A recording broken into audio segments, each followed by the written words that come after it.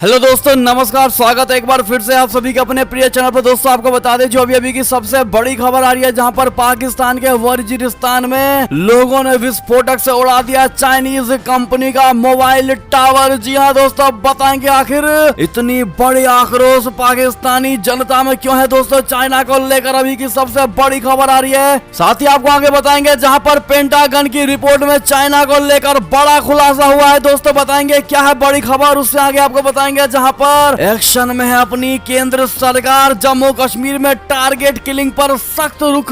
CRPF की 5 और कंपनियां रवाना हो गई हैं। दोस्तों जम्मू कश्मीर के लिए बड़ी खबर, दोस्तों बड़ी जानकारी देंगे। साथ ही आपको बताएंगे चीन के बीआरआई प्रोजेक्ट को बड़ी टक्कर देने में लग गया है अमेरिका। 10 बड़े प्रोजेक्ट में निवेश की बड़ी तैयारी। जी हाँ दोस्तों, क्या है ये बड़ी खबर, इसकी भी जानकारी देंगे आपको। साथ ही बताएंगे जहां पर चुनाव से ठीक पहले इस राज्य में भारतीय जनता पार्टी को मिली है बढ़त। तीसरा विधायक भी पार्टी में शामिल हो गया है। दोस्तों बताएंगे कहां की खबर है। साथ ही उत्तर प्रदेश विधानसभा चुनाव के बाद भाजपा में बदल सकती है ये चीजें। जी हां दोस्तों, पार्टी लीडरशिप ने पहले ही दे दिए हैं ये संकेत। बताएंगे क्या है अभी की ये सबसे बड़ी खबर। दोस्तों साथ ही आपको हर तरह की आज खबर बताने वाले, इसीलिए बने रहेगा वीडियो के अंत तक। और अभी खबरों में आगे बढ़ने से पहले हमेशा की तरह मानते हैं कि अपने भारतीय सेना में वो शौर्य, ताकत, बल, क्षमता, पराक्रम है जो किसी अन्य देश की सेनाओं में नहीं है। साथ ही मोदी जी हाँ तो हर चीज संभव है। तो फटाफट से इस वीडियो को भी कर दीजिए लाइक, चैनल को कर दीजिए सब्सक्राइब, बेल आइकन दबाइए। साथ ही कमेंट बॉक्स में लिख दीजिएगा जय हिंद। जी हाँ दोस्तों, तो बढ़ते हैं पहली और सबसे बड़ी खबर की तरफ, जहां पर पाकिस्तान के वजीरिस्तान में लोगों ने विस्फोटक से उड़ा दिया चाइनीज कंपनी का मोबाइल टावर। जी हाँ दोस्तों, पाकिस्तान के वजीरिस्तान में अज्ञात लोगों ने चीन की मोबाइल कंपनी का दूर संचार टावर विस्फोटकों से उड़ा डाला है। दोस्तों घटना पाकिस्तान के उत्तर पश्चिमी कबायली जिले में हुई है। मीडिया रिपोर्ट के अनुसार पुलिस ने 5 नवंबर को दर्ज RAFERAL के हवाले से बताया है कि अशांत उत्तरी वजीरिस्तान जिले में अज्ञात लोगों ने चाइना मोबाइल कंपनी के टावर को विस्फोटकों से नष्ट कर दिया है। यानी कि China mobile Pakistan company China mobile communications corporation की 100% स्वामित्व वाली सहायक कंपनी है। दोस्तों और अभी तक किसी भी समूह ने इस घटना की जिम्मेदारी नहीं ली है। इस पर आपको बता दें कि चाइना की तरफ से भड़कने की बड़ी खबर आ रही है, जहां पर इमरान खान सरकार ने इस पर बड़े एक्शन लेने की बात कही है। दोस्तों इसमें अगर आप भी मानते हैं कि इमरान खान ही तो चाइना के तलवे चाटता है, लेकिन वहां के कुछ नागरिक भी तो दोस्तों सही होंगे जो कहीं ना कहीं इमरान खान को कोसते ही होंगे। दोस्तों और यही वजह होगा कि चाइनीज किसी भी चीजों को वहां पर तवज्जो नहीं दी जाती है। दोस्तों यानी कि बड़ी खबर आ रही थी, आपकी क्या राय सुझाव होगी इनको लेकर बताइएगा जरूर। बढ़ते हैं अगली खबर की तरफ, जहां पर पेंटागन की नई रिपोर्ट में बड़ा खुलासा। तेजी से जैविक हथियार बढ़ा रहा है चीन। बता दें दुनिया पर राज करने का सपना देखने वाला चीन अपनी सेना का युद्ध स्तर पर आधुनिकीकरण कर रहा है। वो न सिर्फ परमाणु हथियारों का जखीरा बढ़ा रहा है, बल्कि वो जैविक हथियार बनाने में भी जुटा हुआ है। अमेरिकी रक्षा विभाग पेंटागन ने अपनी एक नई रिपोर्ट में यह खुलासा किया है कि चीनी सेना रासायनिक और जैविक हथियार बनाने पर काम कर रही है। रिपोर्ट में यह कहा गया है कि चीन संभावित दोहरे उपयोग वाले जैविक हथियार की गतिविधियों में लगा हुआ है। पेंटागन ने अपनी ताजा रिपोर्ट में कहा है कि चीन इस समय जैविक हथियारों की गतिविधियों में लगा हुआ है, जो कि जैविक हथियारों के सम्मेलन BWC और रासायनिक हथियारों के सम्मेलन यानी CWC के लिए एक बड़ी चिंता का विषय है। और सैन्य और सुरक्षा विकास नाम की पेंटागन की रिपोर्ट में कहा गया है कि PRC सैन्य चिकित्सा संस्थानों में किए गए अध्ययनों में दोहरे उपयोग वाले हथियारों के साथ शक्तिशाली जहरीले पदार्थों की अलग अलग फैमिली की पहचान की गई है। और इससे 2 दिन पहले चीन के परमाणु हथियारों को लेकर पेंटागन ने एक बड़ा खुलासा किया था। यानी कि दोस्तों कहीं ना कहीं चाइना भी उत्तर कोरिया की तरह हथियारों को बनाने की होड़ में लग गया है। दोस्तों क्या लगता है आपको, क्या उत्तर कोरिया की तरह अंजाम चाइना का भी होने वाला है? दोस्तों हरियाणा में जवाब जरूर दीजिएगा। बढ़ते अगली खबर की तरफ, जहां पर एक्शन में अपनी केंद्र सरकार जम्मू कश्मीर में टारगेट किलिंग पर सख्त रुख अपनाते हुए सीआरपीएफ की 5 और कंपनियां रवाना कर दी गई हैं। दोस्तों बता दें केंद्र शासित प्रदेश जम्मू कश्मीर में टारगेट किलिंग की लगातार बढ़ती घटनाओं को लेकर केंद्र सरकार ने सख्त रुख अपनाया है। सरकार ने सीआरपीएफ यानी केंद्रीय रिजर्व पुलिस बल की 5 और कंपनियों को केंद्र शासित प्रदेश के लिए रवाना कर दिया है। दोस्तों जानकारी के अनुसार सीआरपीएफ की ये कंपनियां एक सप्ताह में तैनाती संभालेंगी। सोमवार को प्रदेश के पुराने श्रीनगर के बोहरी कदल इलाके में आतंकवादियों ने एक कश्मीरी पंडित की दुकान के सेल्समैन की गोली मारकर हत्या कर दी थी और इस घटना के बाद यहां तनाव चरम सीमा पर पहुंच गया है। ये घटना से एक दिन पहले ही श्रीनगर के बटमालू इलाके में आतंकवादियों ने एक पुलिसकर्मी की हत्याएं कर दी थी। जी हाँ दोस्तों, बढ़ते हैं अगली खबर की ओर, जहां पर लाओस में भगवान बुद्ध की 100 मीटर ऊंची प्रतिमा के निर्माण पर भड़की चीन विरोधी भावनाएं। बता दें, दक्षिण एशियाई देश लाओस में करीब 5 बिलियन अमेरिकी डॉलर की लागत से बन रही भगवान बुद्ध की 100 मीटर ऊंची मूर्ति को लेकर चीन विरोधी भावनाएं उफान पर है। देश की राजधानी वियतनाम में विशेष आर्थिक क्षेत्र यानी SEZ क्षेत्र मेकांग नदी के तट पर बन रही इस प्रतिमा का निर्माण शंघाई स्थित company Wang Feng Shanghai real estate company कर रही है। दोस्तों, मीडिया रिपोर्टों के अनुसार करोड़ों लोगों ने सोशल मीडिया पर चीनी कंपनी पर लाओस में बौद्ध धर्म के थेरवाद स्कूल के विपरीत महायान फैशन में इसे डिजाइन करके लाओटियन बौद्ध भावनाओं को बढ़ावा देने का आरोप लगाया और ये मूर्ति कम वृद्धि वाले भवन क्षेत्र में सबसे ऊंची संरचना होगी और इसका स्थान लाओटियन संप्रभुता के प्रतीक के रूप में खड़ा स्वर्ण मंदिर बौद्ध स्तूप फाथूत लुआंग के नजदीक है। यानी कि दोस्तों, भगवान बुद्ध की 100 मीटर ऊंची प्रतिमा के निर्माण पर भड़कता नजर आया है चाइना। क्या राय सुझाव होगी आपकी, बताइएगा जरूर। अगर आप भी मानते हैं कि किसी की भी परवाह हमको नहीं करनी चाहिए दोस्तों, अपना काम करते रहना चाहिए और यही हाल है चाइना का जो दूसरे के कामों में दखल देता है दोस्तों, ऐसे में दूसरों को चाइना के इनके बोलियों पर ध्यान नहीं देना चाहिए। क्या कहते हैं आप लोग, बताइएगा जरूर। बढ़ते अगली खबर की तरफ, जहां पर ताइवान के वायु रक्षा क्षेत्र में घुसे 2 चीनी लड़ाकू विमान। बता दे, चीन और ताइवान के बीच तनातनी लगातार बढ़ती जा रही है। चीन अपनी हरकतों से बाज नहीं आ रहा और लगातार ताइवान के रक्षा क्षेत्र में घुसपैठ कर रहा है। बता दें, ये खबर आ रही है जहां सोमवार को भी चीन के 2 लड़ाकू विमान ताइवान के वायु रक्षा पहचान क्षेत्र में घुस गए। दोस्तों, ताइवान के रक्षा मंत्रालय का कहना है कि चीनी युद्धक विमानों द्वारा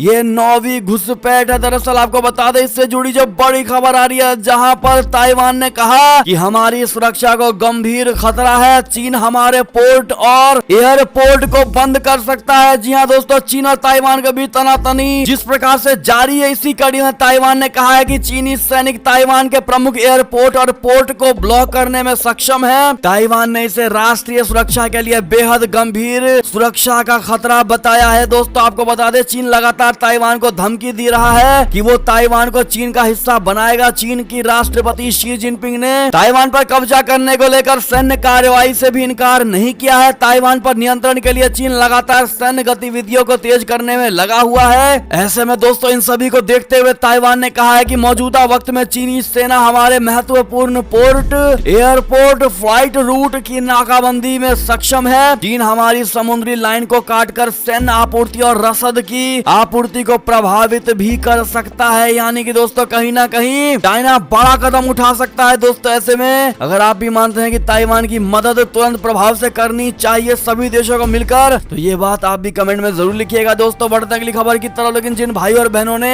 इस वीडियो को अभी तक लाइक नहीं किया दोस्तों, आपसे रिक्वेस्ट, हमारी मेहनत को सफल करने के लिए एक लाइक अवश्य कर दीजिएगा। बढ़ते अगली खबर की तरफ, जहां दादागिरी पर उतरी चीनी उर्वरक कंपनी, श्रीलंका से मांगे 80 लाख डॉलर और नोटिस भेजकर मांगा इसका हर्जाना भी। आपको बता दें कि चीन श्रीलंका पर घटिया किस्म की खाद खरीदने को लेकर लगातार दबाव बना रहा है। श्रीलंका का दूषित खाद की खेप भेजने वाली चीनी उर्वरक कंपनी किंग दाओ सीवियन बायोटेक ग्रुप लिमिटेड चोरी और सीना जोरी पर उतर आई है। कंपनी ने श्रीलंका के नेशनल प्लांट क्वारंटाइन सर्विस यानी NPCOS के अतिरिक्त निदेशक को अपने वकील MJS फोरेंसिका के जरिए नोटिस भेजकर 80 लाख डॉलर यानी करीब 59 करोड़ 25 लाख रुपए का हर्जाना मांगा है। यानी कि दोस्तों, डेली मिरर ऑनलाइन की रिपोर्ट के अनुसार कृषि विभाग से संबंध NPCOS के अतिरिक्त निदेशक डॉक्टर WRT विक्रमाची को भेजे गए नोटिस में कंपनी ने भुगतान के लिए 8 नवंबर तक की मोहलत दी है और ऐसा ना करने पर कानूनी कार्रवाई की चेतावनी दी है। यानी कि ऐसे में दोस्तों, अब दादागिरी पर उतर गया है ये चाइना। बात कर अगली बड़ी खबर की, जहां पर चीन के BRI प्रोजेक्ट को टक्कर देगा अमेरिका। 10 बड़े प्रोजेक्ट में निवेश की है तैयारी। बता दें, अमेरिका और चीन के बीच तनाव बढ़ता बढ़ता ही जा रहा है। इसी बीच अमेरिका ने चीन के बेल्ट एंड रोड इनिशिएटिव को टक्कर देने के लिए दुनिया के 10 बड़े इंफ्रास्ट्रक्चर प्रोजेक्ट में निवेश करने की योजना बनाई है। इस निवेश के तहत अमेरिका के सेनेगल और घाना जैसे देशों में कम से कम 10 जरूरी प्रोजेक्ट की पहचान की है। मामले को लेकर अमेरिकी अधिकारी निजी क्षेत्र के मालिकों के साथ लगातार बैठकें कर रहे हैं। अधिकारी G7 ग्रुप द्वारा build for better world initiative के तहत प्रोजेक्ट की तलाशी में जुटे हुए हैं। जी हाँ दोस्तों, इन प्रोजेक्ट्स को दिसंबर में होने वाले G7 की बैठक में अंतिम रूप दिया जा सकता है। रिपोर्ट्स के मुताबिक अमेरिकी प्रतिनिधिमंडल ने अक्टूबर महीने की शुरुआत में इसी मामले को लेकर इक्वाडोर, पनामा और कोलंबिया जैसे देशों का दौरा किया था। बात करें अगली बड़ी खबर की दोस्तों, जहां पर जम्मू कश्मीर में इस साल मारे जा चुके हैं 112 आतंकवादी, जिनमें से 135 को जिंदा पकड़ा गया है। दोस्तों सीआरपीएफ ने दिया है ये बड़ा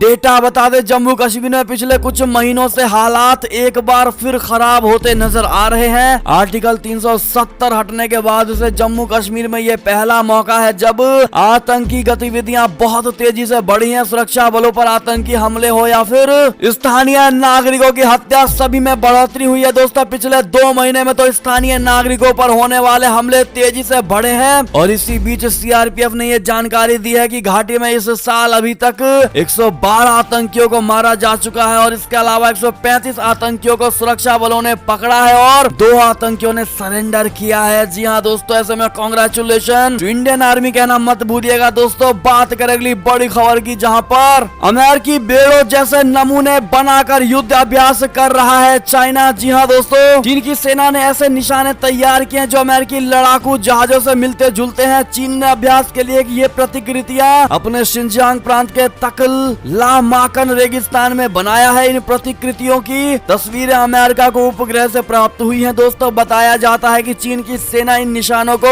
नष्ट करने का अभ्यास कर रही है। बढ़ते अगली खबर की ओर, जहां पर तालिबान ने अपने लड़ाकों को बनाया गवर्नर और पुलिस चीफ।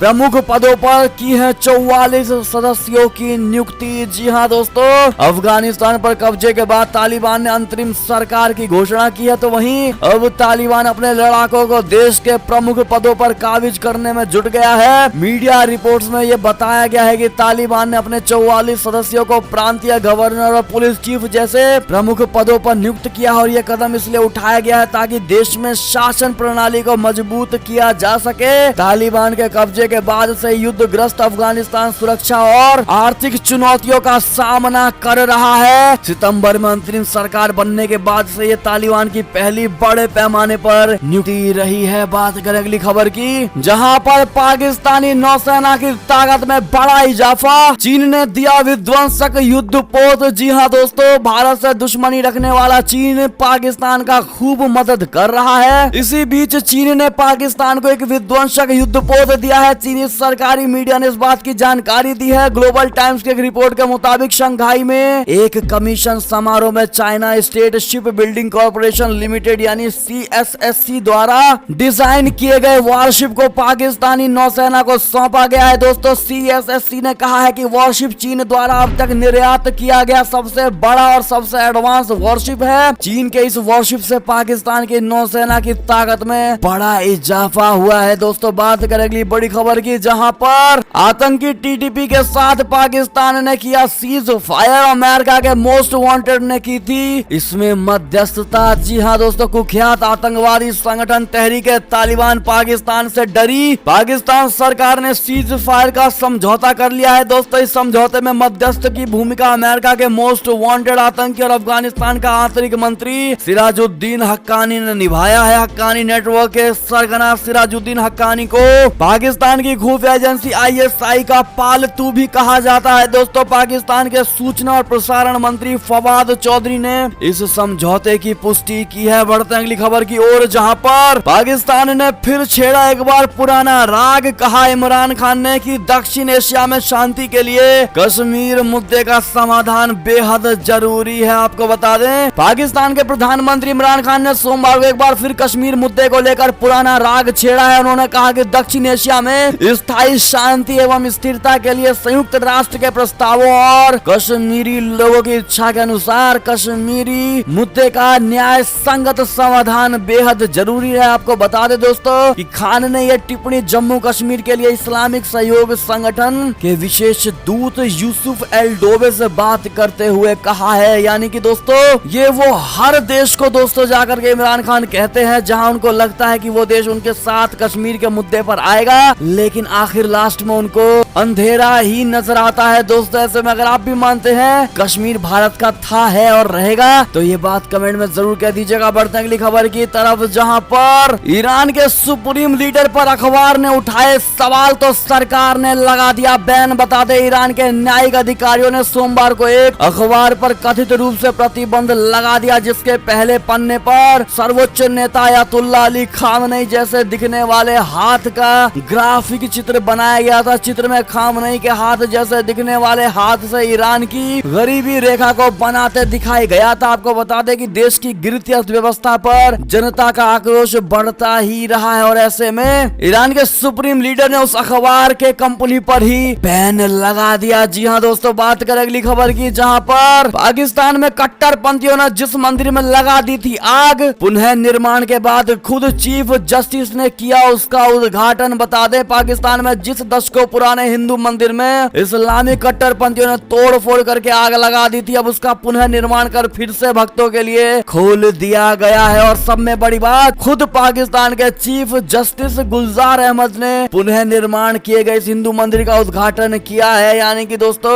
ऐसे में थैंक यू कहना मत भूलिएगा। चलते अगली खबर की तरफ, जहां पर दुनिया का पहला ऐसा केस सामने आया जहां पर क्लाइमेट चेंज बीमारी से पीड़ित हुई महिला। जी हाँ दोस्तों, जलवायु परिवर्तन यानी क्लाइमेट चेंज के बारे में हम अक्सर सुनते और चर्चा करते हैं, बावजूद इसके हम इसे इतनी गंभीरता से नहीं लेते जितना कि हमें लेना चाहिए। बता दें कनाडा में एक 70 साल की बुजुर्ग महिला को क्लाइमेट चेंज से पीड़ित पहला मरीज माना जा रहा है और ये बताया जा रहा है कि महिला को गर्मियों में पहले सांस लेने में दिक्कत हुई थी और उन्हें लू भी लग गई, जिसकी वजह से उन्हें तत्काल अस्पताल में भर्ती कराया गया। बढ़ते अगली खबर की ओर, जहां पर चुनाव से ठीक पहले इस राज्य में भाजपा को बड़ी बढ़त मिली है। तीसरा विधायक भी हो गया है पार्टी में शामिल।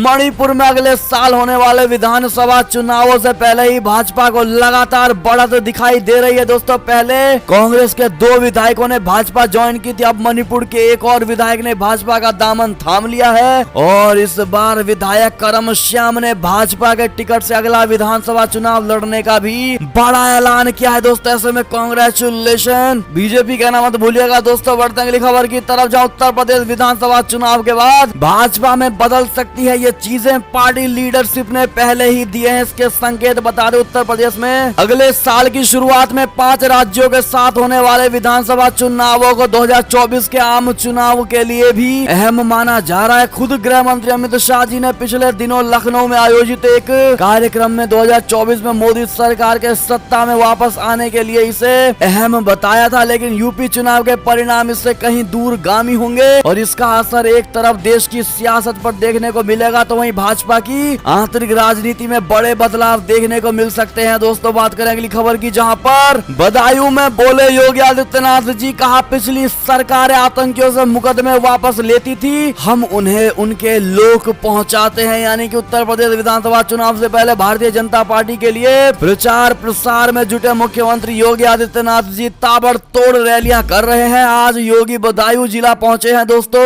यहां उन्होंने समाजवादी पार्टी का गढ़ रही बदायूं की सहसवान सीट के क्षेत्र में रैली को संबोधित किया। सहसवान में योगी आदित्यनाथ ने कहा कि हमारी सरकार ने बहुत से जरूरी काम किए हैं। उन्होंने कहा अब कानून व्यवस्था का पालन हो रहा है। पिछली सरकार आतंकवादियों का मुकदमा वापस ले लेती थी, दंगाइयों को मुख्यमंत्री आवास पर बुलाकर सम्मानित किया जाता था, लेकिन हमारी सरकार में आतंकवादियों को उनकी जन्नत भेजा जाता है। इस पर आपकी क्या कमेंट होगी दोस्तों, बताइएगा जरूर। अगली खबर की बात करें तो सीएम योगी आदित्यनाथ के स्वागत के लिए होर्डिंग लगाते 2 मजदूरों को बदायूं मेरठ हाईवे पर कार ने रौंदा है दोस्तों, जिसके बाद चालक को गिरफ्तार कर लिया गया है। बात करें अगली खबर की, जहां पर मुंबई से खबर आ रही है नवाब मलिक की बढ़ सकती है मुश्किलें, गवर्नर से मिले वानखेड़े परिवार। 2 केस भी जब्त कर लिया गया है दोस्तों, दर्ज कर लिया गया है। नवाब मलिक और एनसीबी के जोनल डायरेक्टर समीन वानखेड़े को लेकर हलचल जारी है। ऐसे में नवाब मलिक कल मंगलवार यानी को देवेंद्र फडणवीस के खिलाफ उतर आए और बोले बुधवार को हाइड्रोजन बम फोड़ेंगे, तो वहीं वानखेड़े परिवार की ओर से औरंगाबाद में शिकायत दर्ज करवाई गई। इसके अलावा समीर वानखेड़े की साली ने नवाब मलिक के खिलाफ गोरेगांव थाने में FIR भी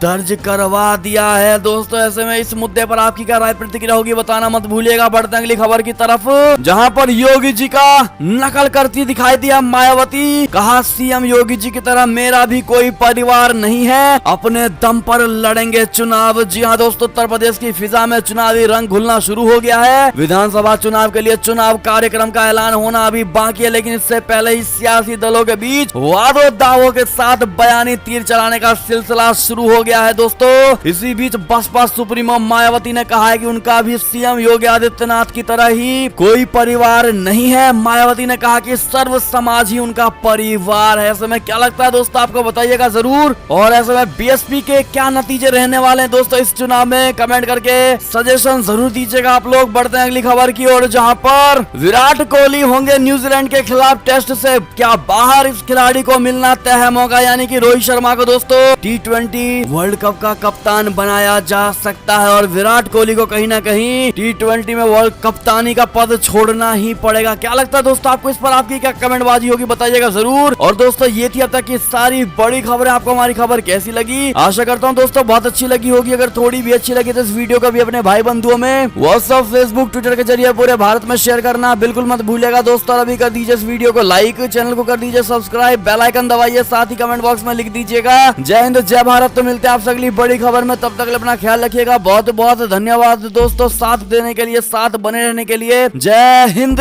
जय भारत।